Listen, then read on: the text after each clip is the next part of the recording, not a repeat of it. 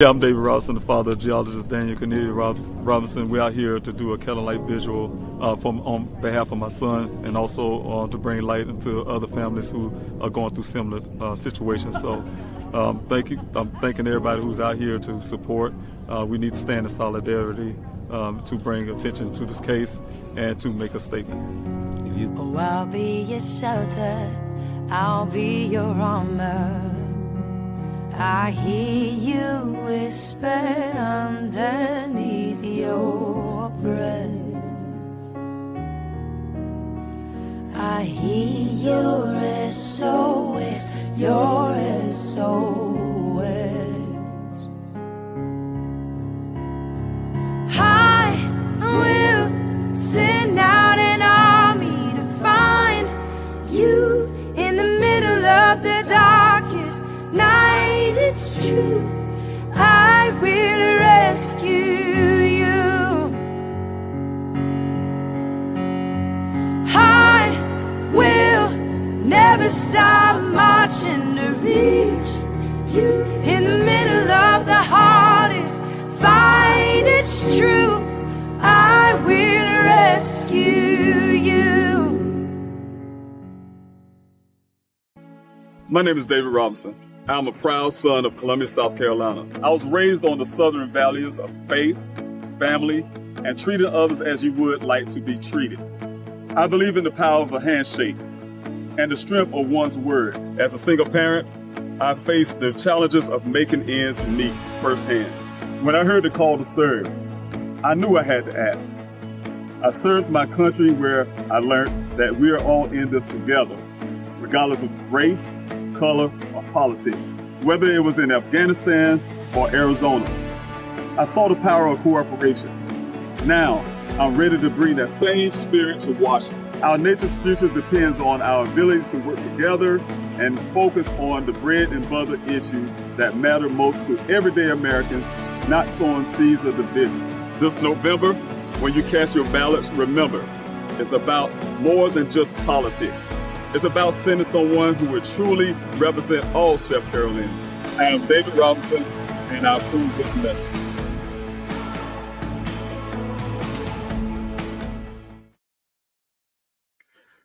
Hello, everyone. David Robinson here. I am the father of missing geologist Daniel Cornelius Robinson, but I'm also a candidate for South Carolina Congressional District 2.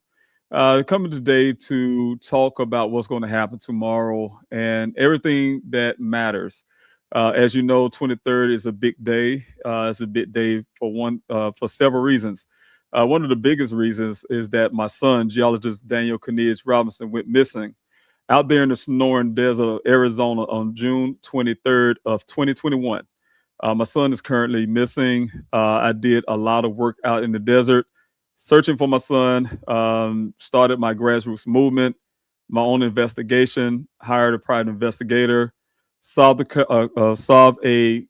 case for the Maricopa County Sheriff's Office, and also found several human remains, bringing closure for other families. I just dropped on Instagram, so those who was on Instagram, I apologize. It did come up that I dropped you all, so I will try to fix that and get that going. But yes, definitely for those I will repost. I repost this video. I'm gonna try to make it short enough for a repost.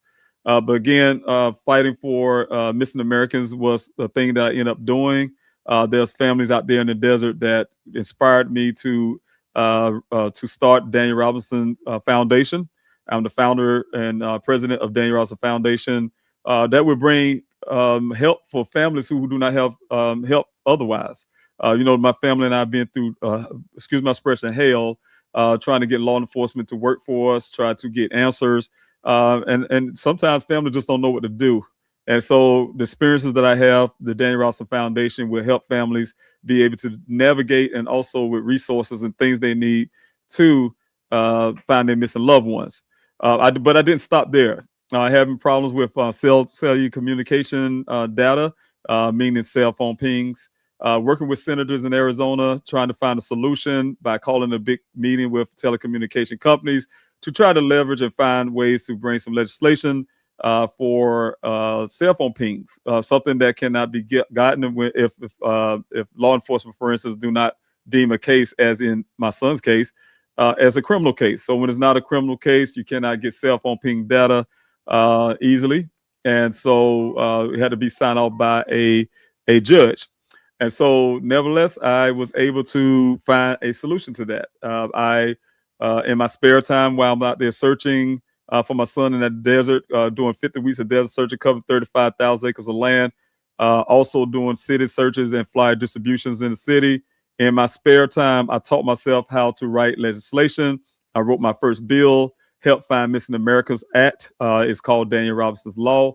I pushed it for the U.S. Congress because I told the telecommunication companies I was coming through their back door to change things so that families would not have to go through the roadblocks, and law enforcement as well, to get cell phone ping data. And so I was able to do that without invading privacy, without hurting the telecommunication companies, to get information that families and law enforcement need without a judge warrant based on a person's ownership of that data. So you guys can read about that law, that bill that I wrote to get further details. But I wrote that bill for U.S. Congress. I ran in 2024 as a constituent who was tired of Joe Wilson, called President Obama a liar, the State of the Union address.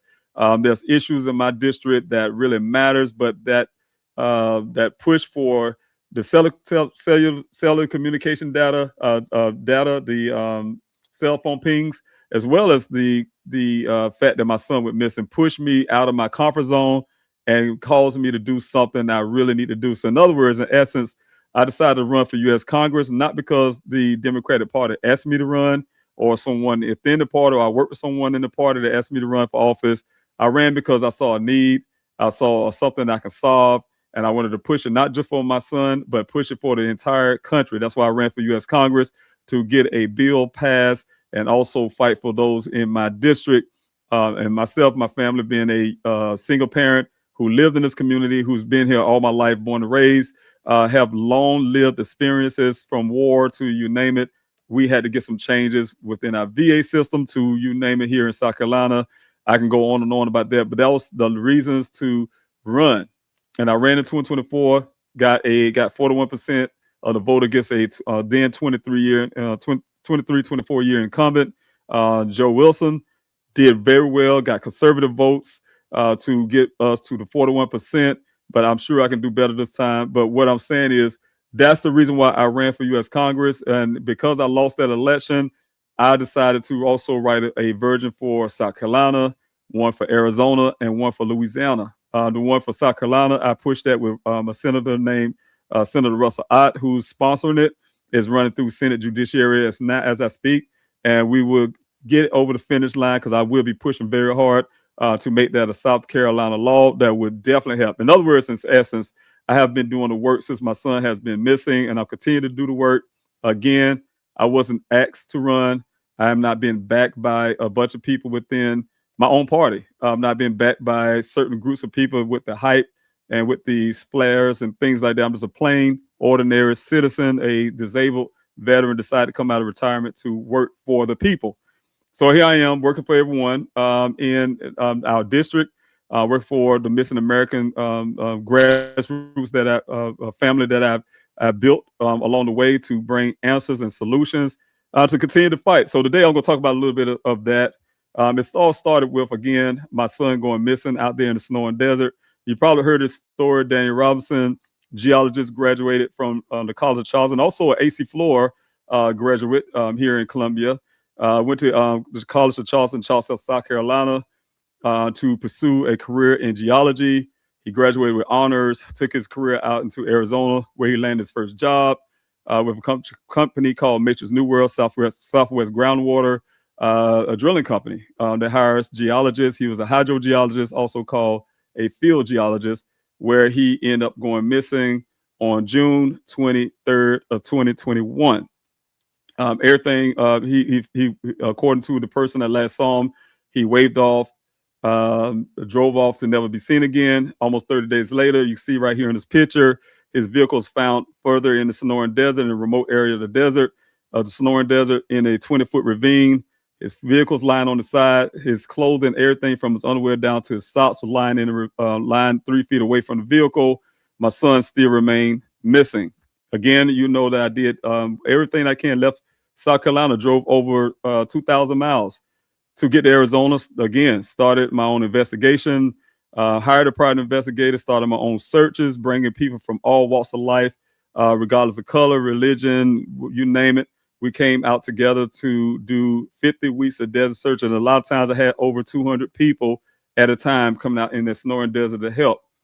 So I have the ability to bring people together for a common cause, not just a person to talk and give you all the promises in the world that I would do, because families do not need promises. They don't need words. They don't need articulation. They just need action. And that's what I've been doing from day one, bringing action. Just an ordinary citizen, a plain person, a disabled veteran who served this country, wanted to do something, not just selfishly for my son, but for everyone that I come in contact, even those here in my state. So that's the reason why I'm running, and I'm going to continue to fight and do everything that I can. That's why I can tell my family right now, despite of whatever happens tomorrow, you guys bet that I will constantly continue to do the work that I have been doing and building since June 23rd of 2021. But to go a little forward here, as you all know, that we do have the primary runoff election that's on tomorrow. So I'm asking everyone to please come out, exercise your right to vote. I've served in this country. I'm the only candidate that's running for Congressional District 2. Even Joe Wilson, who is a combat veteran. I'm the only one that's a combat veteran. I really thank everyone for their service. Again, Joe Wilson for being part of the National Guards. Zion Khalifa, who is a reservist. But also those who are just like myself, who went across seas, who got in the war situation, who served the country and received injuries, and who fought and put himself on the line, who stood side by side with battle buddies who died while we were out fighting. But we're fighting for exactly that: your right to vote, your right to live, your right to eat, the Constitution. And that's exactly what I fought for. I put myself on the line, received the injury that I have to live with for the rest of my life, and that's why I'm disabled. However, I'm asking you to come out there to vote, to exercise your voice, because it's your right. As a Black American, we have many that went before us who died, bled, got beaten, you name it, to have us our right to vote. So we need to exercise our right to vote in every election. And I'm saying this as a veteran, if whether you vote for me or not, it's your constitutional right. Whether you vote for Democrat, independent, non-voter, well, you have to be a voter to vote and get out your voice, because your voice is very important. But my issues, of course, is I'm running for our economy, to build a strong economy, to modernize our infrastructure, because we are now in a time of renewable energies, and we're going to have to build. We're going to AI. We're seeing data centers get being placed in different places. So we're going into the future. Some would say, whether we like it or not, we're heading there. So we got to modernize our infrastructure. Also defend our democracy. Again, being a disabled veteran, a combat veteran, I really take it to heart when I raise my right hand to defend the Constitution of the United States against foreign and domestic enemies. It's a life oath. It's not an oath that ended when my career ended and I was retired. But it kept going, and it's a life oath that we take. Also, to bring back affordability. We see right now, they were saying it was because of the egg prices. Now it's about the whole bag of groceries. And we're going to have to fight for that. But part of my lived experience, as you can see here, I'm disabled post 9/11. Right after 9/11, I closed my business and joined the U.S. Army as a combat veteran. I joined as an 88 Mike, was a truck driver, because I had 13 years experience of driving trucks. But I decided to put myself in harm's way because we're losing our service members on convoys in Iraq during the Iraqi Freedom War. And I wanted to go there to help Americans fight. And so, but I ended up in Afghanistan, Operation Endure Freedom. But as a disabled combat veteran coming out of retirement, in a sense, to serve the people once again, I'm not building a portfolio for myself. I'm not starting a new career off in life. I'm not looking to make a law firm look good or anything. I'm really working for the people. I'm retired so I can spend all my time and efforts in fighting for the people, like I have been doing for the last 5 years. Combat lifesaver. While I was in Afghanistan, I am able to help soldiers who get hurt. Been a gunner, and protector of those who was around me in our convoy. As a devoted father, a single parent, I raised my children well. They are all scientists. I have one you see here, geologist Daniel Robinson. I have an archaeologist and a marine biologist. So I have done very well, taking care of my children, started my own business, as you all know. I went to college. For those who I did hear people say they thought I didn't go to college, but I did. I went to college for computer engineering. I cut my degree short because I became a single parent, and that's what responsible parents do. You put your own life on hold for your children. I know many of us have done that. Also, but the fact that I started a small business, not just sitting there and trying to say, hey, look, what can I do since I didn't finish my career? I started a small business in trucking and done very well, even through the crisis and the recession of 2004 when George Bush put us there. So again, also I authored Help Find Missing Americans At. I've been doing work, like again, since my son was missing, I turned my pain into purpose. My pain has become something to advocate for missing Americans, to fight for my community. I've been doing things with human trafficking and also domestic violence along the way, along with missing American cases. So I've been serving the community, working with Red Cross, making blood bags. I think that's what they call it. So I've been working with the community. I have lived experiences, live ideas that cause me. When you have lived experiences, it calls you to do things like Daniel Robinson Law, to find a solution, to a problem. Your solution is going to always be geared based on your life experience. If you don't have life experience, I didn't read it in the book or ask the neighbors, but when you get passionate about something, you write the kind of policies that matters and to everyday Americans. Not like Joe Wilson to make a bill to rename a post office or write a bill to put Donald Trump on a $250 bill that could be counterfeited. So you make bills that actually matter. Also, being a disabled veteran and a person with experience and with lived experience, I'm not easily bought. I'm not easily controlled by anyone, even in my own party. I'm not controlled by anyone, but I'm actually working for the people. That's the reason why you see me say people over parties, because the people of my district come before any parties. But I am a Democrat. I have democratic values, and I stick on that. But at the same time, when you're a representative, you have to represent everyone. So that's the way I work. It's definitely making solutions for everyone in the district. Is what I'm saying. Not leaving anyone behind, because that's what happened. We have all this partisanship with Joe Wilson only representing those in his district. That's a Republican, and he's not even doing those well, because the Republicans on this side would say, hey, he don't do town halls. He's not listening to this. He always doing these photo ops. That's what he does. He have done no solutions for his constituents that vote for him. And he darn sure ain't doing nothing for Democrats that don't vote for him. So my stance is I'm doing something for the whole entire district, because I believe that if a chain has a weak link, the whole chain is no good. I lived from my lived experience where I went to C.A. Johnson High School, and then you look at another school within our district. And I remember I went to W.A. Perry, and I had to go to another school. And when E.L. Wright at the time on a different side of the track. And when you went to that school, I've done very well. I was academically doing well, about to get a scholarship at that time. And I remember going to a school on the other side, and they said, hey, you're a year behind, because they was giving us hand-me-down books at C.A. Johnson, meaning that we was receiving books that the other school had last year, and they passed it down to our school. So it was always a year behind. And so we're not having that anymore in Congressional District 2. We're not having that anymore for our students that depend on receiving quality education. So that's the kind of thing that I mean when I say, hey, you have to put people over parties, because Joe Wilson will look at C.A. Johnson friends, or look at that side of his district. That's even though C.A. Johnson's not in his district, but he'll look at those sides of the district and say, well, I won't put these federal dollars put in this area, because that's not where my voters are.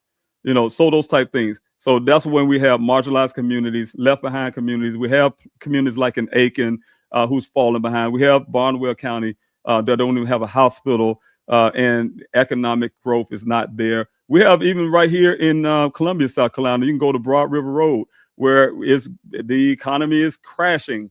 in that one small black community. So that's what I'm talking about. When you have a congressman that don't understand that when you're representing people, you're representing everyone, regardless of party. So again, that's the way I am approaching to make sure I'm looking out for every community within our district. Nobody left behind. Everybody get equal treatment. The other part is 2024 candidate. I ran in 2024 against Joe Wilson with 41% of the vote. And people always hear me say this all the time. And I'm proud because with my son, if you all been following that story, I spent a lot of money. People donated a lot of money. There's a lot of money spent. A real hard hit financially. But I ran for Congress. It wasn't about David Robinson. It wasn't about what I want to do. No career. I didn't start a new career, like I said. Wasn't trying to build anything. Only thing I did was try to help and do what I can that I know I can do. And I ran in 2024 with less than $12,000 to run with. It probably was a lot less than that. So when people see me put it on in 2024, I had one of the candidates that just lost before this runoff. Told a constituent why he asked a constituent, I don't know why he put his loss to Joe Wilson on his website, because I was proud of that. I was proud of that because the people stood behind me. Not just Democrats. It was also the conservatives that yell at me in their car to say, hey, I'm voting for you. The ones that told me they're voting. I really believe at the town halls that I was holding, because they understood I had lived experiences. They understand I would put everybody's interests first. I would not make policy or support policies that harms others or take somebody's rights away. Those type things. They understood that we had lived experience and we had common ground of things that we could work on. And I've done that. And I wanted to improve on that 41%. I remember when I first ran the Democratic Party, I went to, when I say Democratic Party, guys, I'm not talking about the ideology. I'm talking about the establishment, the organizational piece of it.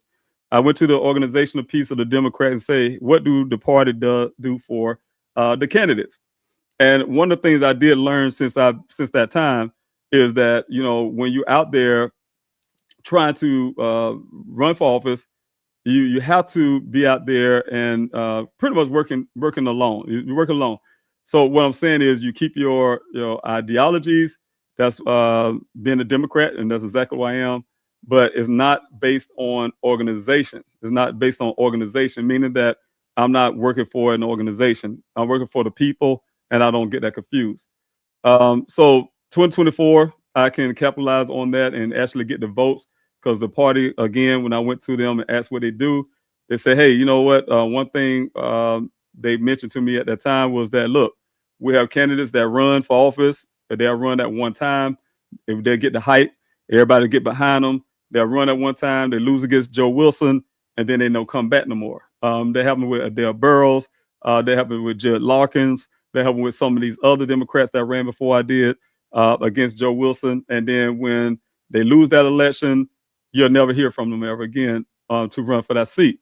But David Robinson kept going because I'm not a person to give up. I'm a person that never fight. If you watch for 5 years on the way I treated my son's case, I come with the same energy. People say that man just don't give up. No, I'm not giving up on my son, and I'm not giving up on all the missing Americans that's out there. So again, that's what this campaign is all about. So to help you all understand what's going on right now, and what does really mean to me, the June 23rd is a really big defining moment. One of the things was when my son went missing, I had to make choices. I had to make some really hard choices on, I found out I couldn't do it, but declaring my son deceased. I said I was going to do that probably in the 5th year. Here's tomorrow will make 5 years. Can you imagine to even put that in your psyche about doing that only for one reason, so I can get more leverage on law enforcement to get them to do more for my son's case, meaning that I can have more leverage because law enforcement at the time sensationalized my son's case. They damaged chain of custody. They even attacked me personally that they put in their report. So you guys know about that. Those who've been following the story, it's a lot I could say. So they give me some legal remedies for my son to get him some type of justice is to declare him deceased. And that was a hard decision, but it's something that can't just be done. And I found that out later. But that was in my brain. for June 23rd, 2026 here. The other part is my son will be missing for 5 years. I was hoping and praying that I can find my son before tomorrow hits because my son went missing and I still do not have him. I just had a Father's Day that hurt me. It crushed me. Before the Father's Day, we had a June 9th primary election. And I won it with 41% of the vote because I had 3 Democrats was asked to run against me. Well, 2 of them. I had not been able to get the 51% of threshold. And to me, that is the facts, and that's the truth. And so one of the things that hurt me because the people already spoke and say, hey, look, 41%, if we didn't have the other 2 candidates, we wouldn't be having this conversation now. But then when I went to go look and see what this runoff is, it said June 23rd. That took me. That night, I could not even tell the people who voted for me, thank you, because I was in pain. I had to wait till the next day. And I'll be honest with you guys, it was very, very hard for me to keep going forward. After that night, I was just tossing and turning in my bed, seeing that, hey, this June primary runoff is on the day that my son went missing. And then I felt like I heard the voice of God says, David, you cannot stop now. You didn't stop in June 23rd, 2021, and you cannot stop now. You cannot stop now, no, regardless what the outcome is going to be. You cannot stop now. And then I got a new sense of renewed energy where I decided to do both at the same time, to keep going and keep fighting for everyone who's been believing in everything I've been doing from day one, to continue to fight. So I decided to go ahead and do this. A Candlelight Vigil is called America's Son, and everybody knows the reason why I call it America's Son, because my son is only a type and shadow of things that's happening in our country every day. We have 600,000 Americans go missing every year. We have 3,000 Americans go missing every day, meaning that today there are going to be 3,000 people, at least 3,000 people going missing a day, over 2,000 children every single day. And my son is part of a statistic that I do not like, and that is he's a part of the 40% of all missing Americans that of color that go missing, though Black Americans, we only make 13 to 14%. It's a crisis. But the only thing that we keep hearing is about all the drama about the Strait of Hormuz and everything else. What so and so said, some crazy stuff, and we're not hearing about all the Americans that is actually going missing. That I've been fighting, and not just me. We got other organizations. I wish I could say the name because it's a political thing. They're friends of mine, but I cannot bring them up right now. But all these organizations out there who are really fighting, people I've met along the way, who is out here working very hard to try to make sure that we bring some relief to families of the missing. It's affecting all of us. It's a bipartisan thing. It don't affect just white people, Asians or whoever, Native Americans. It affects all of us. And so that's the reason why I wrote a bill, again, from my lived experiences, that would help everyone. Everyone. It's a bipartisan bill that everyone can agree on. Everyone can work together on. So this is America's Son Candlelight Vigil 5 years later. And I put from pain to purpose. Because from my pain, people say, hi, Mr. Robinson, how you able to do this after all this year? Because God gave me a purpose. He calls me to open up, start a grassroots movement to help missing Americans, to bring awareness. He calls me to start the Daniel Robinson Foundation to help other Americans. He also made me write Daniel Robinson Law to help all Americans, and also to run for U.S. Congress to fight for everyone in my district against a person, a no-doer, ineffective Congressman, Joe Wilson. And so I cannot stop. And I get it. We had a candidate that started running in January. I've been running since December the 6th of 2020. November the 6th of 2024.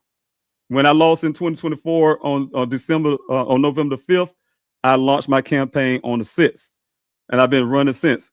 And I can tell you guys, I have not had any vacations. You guys can hear me say it over and over again. I kind of laugh about it because I know that those who follow me with my son's case, you hear me say it all the time. I have, and it's true. Last time I had a vacation, and I'm a water person. I'm in the water state. We have Charleston, we have Folly Beach, we have Hilton Head. I mean, I can go Pawleys Island, all the nice places I like to go. Right here, we have water right here, and I have not dipped a bit toe in the water. and I love being in water. Everybody know how I feel about the ocean.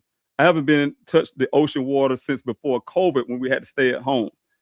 My son went missing right after that, and I've been fighting ever since. So that's the reason why June 23rd means so much to me, because of the defining moment where I see what happens tomorrow will make a difference, and give me some really course of action what I need to do from this point. But I can tell you this one part: I would not give up on anything. So the point is, I'm making you all understand is it is a bit defining moment for me, and it's very hard, but it's not going to stop me from doing what I said I was going to do. But anyway, from pain to purpose, voices of the missing, stories of hope, the journey to get here, election night watch party. That's the whole entire day on tomorrow. From 4 o'clock p.m. Again, the warriors of the missing. I will give updates about my son's case. We'll have missing American families on to tell their stories. Around 5:30, we'll talk about the 5 years where we got here. And then the pain into purpose, we'll talk about Daniel Robinson law. We'll talk about how, this election. I mean, you name it. The reflection on this journey, the future, what we're going to do next for Missing American Advocacy. And then I would jump over into the campaign side of things, the political side of things at the watch party, which I was going to have on this flyer, you see, it would have been a virtual, but what I'm end up doing, I'm making it let me go back to this one. I would make it a in person. And so you guys, if you were able to come out to the watch party on tomorrow, it'll start at 7 o'clock p.m. At Slab Studios. That's right there on O'Neill Court, right near the Columbia Mall. For those, the Highway Department Shopping Center. You come out and join us on election night watch party. I would like to have you there. Those who support my campaign, who voted for me, who's been donating, I really want to like to see you there. But real quick, I want to jump back on this other flyer that I want to give you all, so you guys can see what love and lived experiences creates. I had someone, I'm not going to miss the name, said that lived experiences don't matter. It's about what you learn in school. It's about book knowledge and solutions based on books. No, your lived experiences matter. When I say your lived experiences matter, every veteran who's been out there in war and they have to come back with an injury, and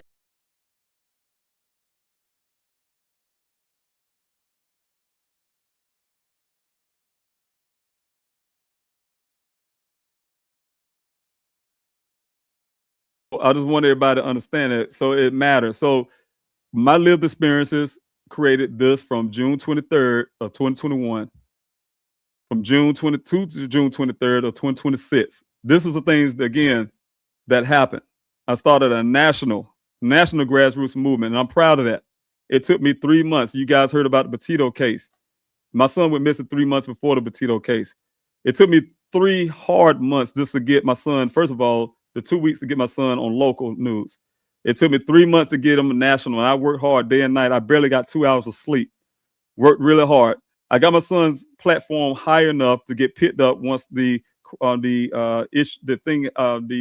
that happened in the Petito case, when it became a national story based on what media doesn't do for families and how they treat people of color a lot different than others. So those things became a national movement, which I was able to advocate by going to places like CrimeCon, to talking to the Red Table Talk, to you name it, to push really hard to get not only my son's stories out there, but to talk about the missing American crisis. That's work really hard, very hard. And the little picture you see on the bottom is on a little small snippet of the way to put people together and bring us together to fight as one American. And I've seen it. I've seen it in the desert when people, Americans, we come from all walks of life, and we can do one thing together. And so I have the ability to do that. Also, I've created a Daniel Robinson Foundation based on what I've seen in the desert. If you look at the picture right in the middle, when you see me praying with everyone in the crowd, I had been around over 200 Americans at one time. And I'm sitting, one sole person sitting there being a leader. And I remember just hearing people come up to crying to me and talk about their missing loved ones. Some been missing for 5 years, some missing 10, some 20, but they all talked about their loved one as it happened yesterday. And if you can imagine being a person with a missing loved one of your own, and you're out there helping somebody else find their missing loved one, I was inspired. I was very much inspired. First of all, I'm from South Carolina. Around here, a bunch of people from during that time, people come from California. Some came from South Carolina, but some from California, some from right there in Arizona, some from Florida. People coming from all over the place, coming out to the searches. And when I hear these families talking about their missing loved one, and here I am helping you out here in this desert at 118-degree weather, trying to find your son, what you think I'm going to do? I went into my hotel room at the time and tried to find a solution. That was my first solution. What I can do to help to give back to the community. What I can give back to people who's helping me. And I was angry, to be honest with you, because I know how law enforcement was treating me. I knew all the things I had to navigate, the pain I had to go through to try to find, just get any kind of movement for my son. And I swore to myself that I would never let a family have to go through that. That's why I started the Daniel Robinson Foundation. And I named it after my son because it mattered. Daniel Robinson Foundation is a true 501c3. Also, being a national advocate on television, on this place to that place, who would like to hear from me, to talk about the missing American crisis, to be a liaison, to speak about those things. I met some great people, and I wish I could say their organization right now. Great people who are already doing the work too, out there working really hard. And I was able to join teams with them to work as well to help us find our missing loved ones. So that's why I became a national advocate, to work for people, missing American cases. Then that wasn't enough. Again, when I had got into a trap when I couldn't get just something simple, my family asked for cell phone pings. That's obvious. That's the first thing we asked for. Second thing I asked for was, well, let's see some video footage from his apartment to where he went out there in that desert. Zero. Let's get the Uconnect information off his vehicle. Zero. So we went to roadblock after roadblock after roadblock. Went to the senators for help in Arizona. Thank you to the Democrats there. They pull up the telecommunication companies meeting to try to find solutions to the cell phone issue. Nobody could come up with the answer to that. I even had a meeting, a sole meeting with a T-Mobile Sprint representative that ran my son and my daughter's account during that time, and they couldn't help me. So what do a father do? What a person who cares about the community do? Who knows that what's happening in my family? That's why I call him America's son. What's happening to Daniel in our case is happening to 600,000 Americans every year. And what can one person do? And that's sit down in my little time in the middle of everything I'm doing, very busy person, learning how to write something. And then I came up with Daniel Robinson Law, Help Find Missing American Act, a loophole, if you have it, where families can get data, can get their own data that belongs to them without a warrant from a judge, without invading the user's privacy, their text messages and things like that. But be able to get the needed data to find and locate a missing loved one quickly and faster. With the technology that we had in 2021 and here it is 2026, I came up with that idea. I'm not a lawyer. I didn't go to law school. And as a matter of fact, we want to bring that up, and I'll talk about that later. And I ask you, everyone who's listening to me right now, just go to your phone, your computer, and Google, what's the qualifications to become a U.S. senator, a U.S. congressman, and also the U.S. president. And you'll find that all you have to do is be who you are, a U.S. citizen. That's the top part of that. You know, of course, they have the age and they have the length of time when you're a nationalized citizen that you can run for office. And I think the president, you have to be a born citizen. But that is it. We have a Congress full of lawyers and doctors and lawyers, special lawyers, probably like over 93% lawyers. And look at the mess that we're in, because they're not representative of the people. They can be bought. They have, and I'm not saying all lawyers, and I'm not putting people down. What I'm saying is what we have now, and what we see is happening.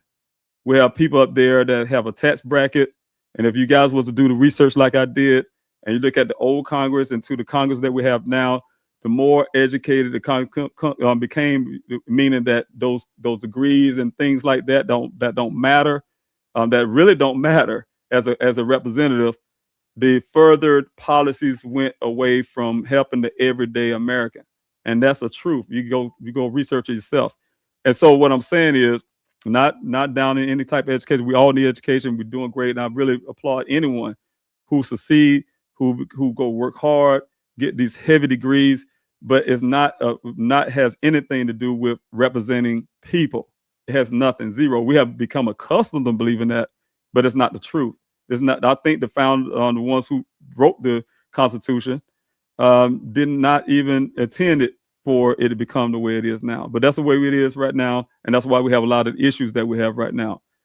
And we become accustomed to seeing it that way and believing it should be that way. A representative should be someone in your community who cares, who have lived experiences, know exactly what you're going through, and would do anything to fight for you. They can't be bought. They can't be persuaded, because they lived it themselves and they understand the everyday American, exactly what you're going through. Again, Arthur helped find Miss America Act, started running for U.S. Congress. I'm the first Black candidate for South Carolina Congressional District 2 since Reconstruction. And I'm the only Black Democratic candidate for South Carolina Congressional District 2 ever in history. And so the first Black, so what I'm saying, not the only, but the first Black candidate ever to run for U.S. Congress Congressional District 2.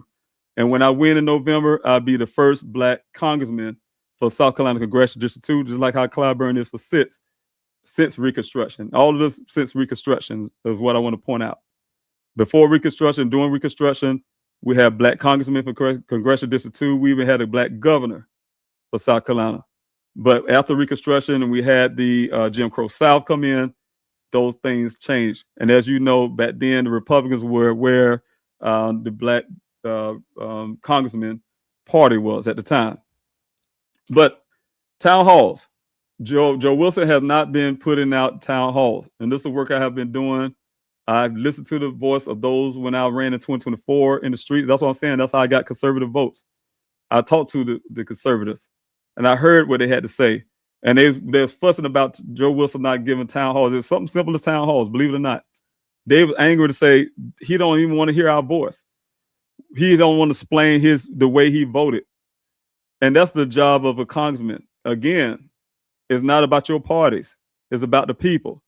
I'm looking forward to talking to everyone, regardless of your party. You can stand at the town hall. That's why I have town hall. You see this right here.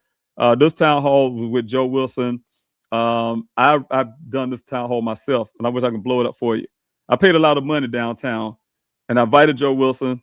He didn't show up. Downtown, his town hall. I've been to 3 other town halls that Joe Wilson of his from a different organization. They had town halls with Joe Wilson. He didn't show up. They asked me to step in for him. I had to speak to his own constituent. I'm a constituent. So what I'm saying is I've been doing the work that way too. The difference between me and the candidate that's running against me is that I actually been doing the work. I have years of work that I have been doing, not months or days or, I've been doing the work, and I'm doing real results. Crafting my own first bill, have weekly town halls. You guys know I do weekly town halls. I've been doing it since June last year. You name it. Again, the foundation, things that are going to help Americans of color, which is getting disproportionately affected by the missing American crisis. We have 280 Americans missing here in South Carolina. So those things matter. A person like myself who's a disabled veteran who used the VA system. Joe Wilson can't say he used the VA system. I don't know, but he probably can, being a National Guard. But Zion Khalifa cannot. He cannot say that. He can't say he used the VA system to understand what a veteran going through with PTSD or internal injuries or waiting for a long appointment and what you want to do about it. It's not personal when they say they want to privatize the VA. It's personal for me. So, I'm going to be doing everything I can fight for, and I'm not going to take no for an answer when I'm in front of those who try to press against me when it's a bipartisan choice. So the thing is, I'll be the biggest voice because I've been there. My lived experience actually matters. It means something. It means something. So again, when I hear someone says lived experience don't mean nothing, but book smarts do, I have to disagree with that. I have to respectfully disagree with that because we all have our lived experiences. Veterans, I'm going to speak on the veteran behalf again. We have our lived experience that nobody understands it unless you've been through it. And so we have our mothers or our fathers who were single parents. Nobody fully understands it. That's why we have issues about the fight for it now, unless you've been through it. I've been a single parent. I've been there trying to make choices of what my children are going to eat one night, what clothes they're going to wear. Should I continue my degree in computer engineer or not? Or how can I make more money for my children and start my own business? A small business owner. I have lived experiences. If you're just starting off in life, you don't have those experiences. I have my own lived experiences. There's a small business owner who had to try to go to SBA to get help and couldn't get it, going through the red tape, going through unfair loan practices. I'm aimed to fix that because I remember it's right here in my head. I remember those things and it's in my head and I'm going to fight for it. I'm going to fight for it. So lived experiences versus reading something about it is two different things. Lived experiences cause you to write things like Daniel Robinson Law. It calls you to start a bipartisan town hall for since June last year. It calls you to actually do things. It calls you to see what you see on the bottom right here on the screen, these pictures. Bring people together, hundreds of people at a time. Fight for your country. It calls all of that. Lived experiences. Lived experiences. Not something I read. I mean, nothing I read. I went to college. Nothing I read in the book. These are lived experiences, and lived experiences matter. So before you all make your vote on tomorrow, I hope you think about those things because it matters. It really do matters. I'm not the perfect person. I'm not by far saying that. I don't know all the answers. But just like you saw when I wrote Daniel Robinson Law, I'm going to find the answers. I'm going to find the answers. And I can't tell you straight up. And I think one of the downfalls that I say, and I'm more critical, you know, we all are critics, more critical ourselves than anybody, is that I'm not such an articulate and sound so great and dress so well.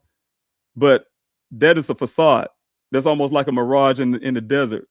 But you got to look at what's been happening right now, what's going to work, people who are actually going to do the work, and people show you who they are. I'm not saying nothing bad about anyone. What I'm saying is that kind of work that you would do is by your actions. What have you done? What have you done? Show me, because you know if you're a Democrat and you're going to win some votes of the conservative votes, you best come with some receipts. You can't say, "Hey, I'm going to do this for you," and blah blah blah, and so no. People don't want to hear that. What have you done? What kind of stuff are you doing? What kind of person are you? Show me some receipts, and I have plenty of receipts for 5 years now, plenty. So I'm asking you all to please get out there to vote. But I hope you make the choice, the right choice. Again, nobody asked David Robinson to run. And I'm saying it that way for purposes known. No one asked David Robinson to run. I run it because I care and I know I have solutions and I can do something. I know I can do it. I was given this task, this journey, again, turning my pain into purpose. And that's exactly where I'm at right now. So again, thanks so much for everyone to join in. But I definitely want to post this. It's 48 minutes long, so maybe I can't get it on. I might can't get on Instagram. I have to break it down because I think they don't let you 20 minutes. So those on Instagram I drop, I apologize. I saw it drop. I've been having all kind of issues, and I hope tomorrow when I bring the families on, I can resolve the issue like I said before, because I had that for a while. But I want to go ahead and try to get that fixed. So I'll be practicing a little bit. I might do another live to test run tonight. To make sure that I can get the bugs fixed out before tomorrow, or bring everybody on to my personal page, because when I noticed when I try to add 2 different Instagrams, my personal Instagram, campaign Instagram, and also Please Help Find Daniel Instagram, it causes problems. I think it's a little too much for my computer. So again, just want to say thank you all for being here for this little short video of a live stream. I hope I see you tomorrow. I will be again doing this live stream for missing Americans and their families. I'm working still to get families on for tomorrow. I have a few that say they would do it. We could try to get more. I have some resources. I'll be working all night, so you guys can probably look at me and say, "Oh, he looked tired tomorrow." Yes, that's what I've been doing for 5 years, working hard. And so I will be putting some things together the program, kind of tighten it up. And then once you see me from the live stream, I hope you all meet me at 7 o'clock over on Neil Court, so you can come to the watch party, and we can celebrate one way or another. I'm telling you guys, for me, it is for me it means a lot. I'll just put it that way. There's a lot of reasons why I'm saying that. It's on the things that I know between me and God, me and my family, and so many other things. So it's a really big defining moment for me. And I can tell you, for those who voted for me, I want you to understand, I gave it everything. When I say I gave everything, I'm not just saying it just out of figure of speech. I mean, literally gave everything to this moment. So I just want to say, that's the reason why it's defining for me. And then we'll go from there, because I know God is good. I trust in him like 100%. And so for me, it just hits different. It means a lot more. So again, take care of yourself, and we will talk soon. I'm going to put my last thing on, and then I'm out of here. I'll let you guys look at the CNN video one last. Well, I'm just going to end it because I want to be able to post this back up. Thank you so much, y'all, and we'll talk to you soon. Take care. My name is Daniel Robinson. I attend AC Flora, and I'm planning to major in geology at College of Charleston. Good job.